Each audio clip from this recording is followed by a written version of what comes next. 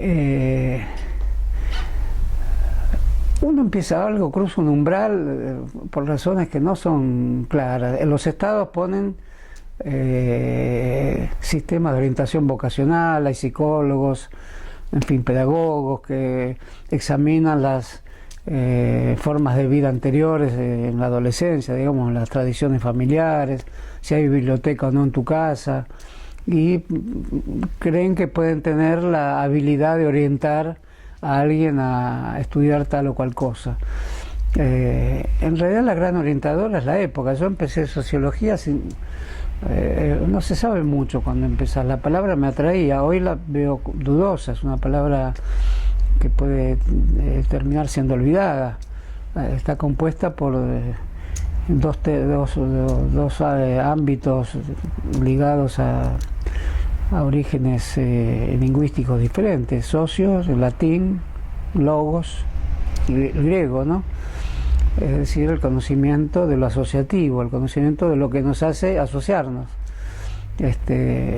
Como ese es un tema tan antiguo, sociología en realidad hubo siempre, lo que no hubo siempre es ese nombre. Entonces me atrajo el nombre, me atrajo la rareza del nombre. Hoy que sé muy bien lo que se produce bajo ese nombre, tengo más dudas, pero no lo niego. Después hablaremos de Germani. No lo niego porque no es posible no querer, no estimar o no enamorarse de alguna manera de lo que uno hizo ingenuamente. Yo entré ingenuamente ahí porque me atrajo ese brillo que pensé que tenía el nombre, que hoy lo veo más opaco.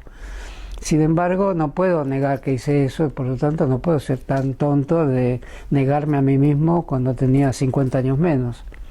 Eso sería una tontería estúpida, decir me equivoqué totalmente. Aún el error es un error que debo quererlo como el error mío, lo debo estimar y lo debo cultivar también como parte de lo que hice. Entonces me parece que no, no sé si no sería eso una forma de ver hoy lo que fue la inspiración. La inspiración puede ser algo que te lleve a un lugar que después no te gustó, pero a pesar que parecía que te la critique, acepto la palabra inspiración, que es algo que te ocurre de inmediato, parecido al respirar, y viene de ahí, de la palabra misma, algo que se hace entre varios. Algo que no pertenece exactamente a tu conciencia, pero algo de ello estaba encerrado también en tu conciencia anteriormente. Entonces esa inspiración, ese momento único, irrepetible, que después no lo podés captar muy bien cuando lo tenés que contar y preferís decir lo olvidé, puede ser una palabra suelta que escuchaste de una cena familiar. Puede ser si tenías biblioteca en tu casa.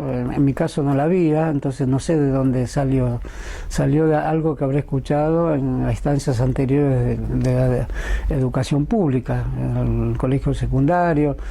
En mí particularmente influyeron las movilizaciones del año 58 sobre el tipo de enseñanza, si laica o si vinculada a las universidades creadas en ese momento por un acuerdo entre el gobierno y la Iglesia Católica. Mira qué tema, quién enseña, es un tema fundamental que hoy no está en debate. Cualquiera puede enseñar, pero dar los títulos de tal o de cual, de ingeniero, de médico, podían ser las universidades de la Iglesia, o solo para la tradición de un país de universidad laica como la Argentina, solo las universidades laicas. Hoy ese debate ya no está más porque son las empresas, los grandes sistemas de evaluación que están por encima de las universidades, lo que finalmente te consagran como poseedor de tal o cual conocimiento. Entonces, la inspiración puede ser, para estudiar sociología, puede ser el día que salí en una manifestación y quise entrar al subterráneo de Buenos Aires para ir al centro sin pagar, porque el manifestante se cree más libre, no es un ciudadano que paga, se cree con la libertad de no pagar. En ese momento se llamaba Cospel, que tenías que poner para entrar en el subte, no existía la tarjeta SUBE. Entonces saltaba, como ocurre en París, que todos saltan en el molinete, pero acá no se podía. Uno creía que por estar movilizado era un momento único, se suspendían las acciones del Estado y las reglas y los impuestos que pone el Estado. Pero no era así, me agarró un guarda y me hizo pagar el boleto, y además con cierta violencia. Entonces quizás ese episodio me llevó a querer explicar eso, cómo alguien quiere saltar el molinete que pone el Estado para hacerlo obvio, pagar el viaje. ¿Por qué no vas a pagar el viaje? Porque te consideras un movilizado que te tocan las reglas de excepcionalidad histórica. No eras un excepcional histórico, eras un simple ciudadano que tomaba el subte, no alguien que quería hacer la revolución. Eso quizás puede ser una inspiración para después estudiar durante largos años, sin explicarte bien por qué, esa anécdota que se me ocurrió ahora. Te juro que no, ni pensaba... No estaba preparada. No estaba preparada, no, mirá si hubiera estado preparada. Entonces, un hecho así, quizás te digo algo medio psicoanalítico, pero que parece estúpido, tonto y olvidable. Sin embargo, ¿por qué lo recuerdo? Lo recuerdo porque quizás quise explicar ese hecho, que en última instancia es la contradicción entre el militante que cree que se suspenden las reglas del Estado y el Estado que está siempre ahí. Entonces, mirá qué tema de las ciencias sociales, ¿no? Entonces quizás quise explicar eso, pero o eso u otra cosa. Entonces,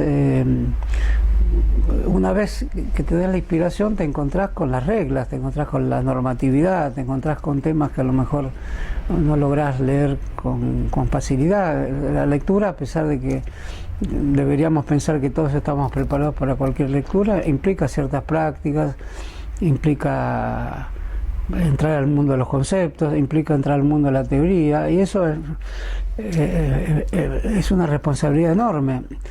¿Por qué? Porque cuando entras al mundo de las teorías empezás si lo valorás como las teorías piden que las valores, entonces podés correr el riesgo de usar de una forma poco fluida y hasta a veces inconveniente para otras personas categorías teóricas.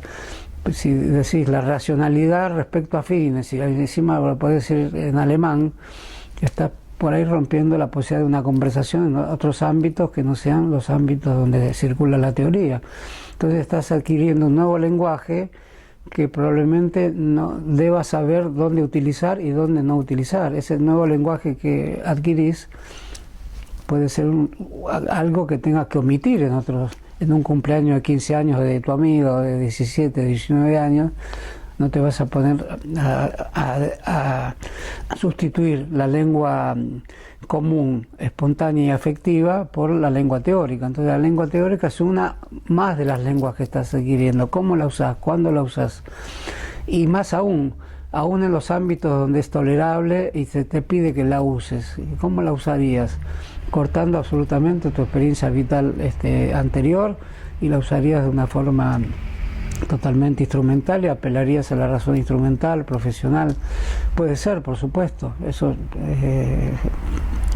lo hemos hecho todos, pero no merecería la universidad un pasito más respecto a indicar, una vez adquirida la estructura conceptual de una ciencia, cualquiera que sea, cómo esa ingresa en tu lenguaje. Ingresar a tu lenguaje quiere decir, va a tener que convivir con muchos otros planos de tu lenguaje. Y uno no puede decir, en este gabinete tengo el lenguaje religioso, en este lenguaje íntimo, en este lenguaje amoroso, en este lenguaje para ir a comprar caramelos a la esquina, y en el lenguaje de Martin Heidegger y Ernest Bloch y Edmund Husserl.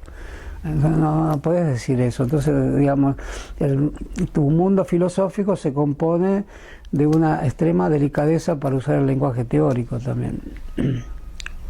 Eso me parece que es algo vinculado a la universidad, a las clases, a la pedagogía. Cuando leo libros de pedagogía, el otro día leí uno, una profesora universitaria que dice cómo dar clases, bueno, me agarro la cabeza, es todo lo contrario de lo que hice durante 50 años. Entonces digo que menos mal que no leí ese libro, o puedo decir lo contrario. ¿Por qué no habré leído este libro y habré omitido presentar las clases de modos tan diversos, ¿no? Incluso con en algún caso con cierto indicio de teatralidad, o sea, vinculada con el teatro y demás, porque el origen de las clases, y el teatro y la misa y todo ese tipo de convocatorias no son tan diferentes. Al final es un único origen, ¿no? Que el resultado tiene una palabra que invoca un saber o una creencia, ¿no?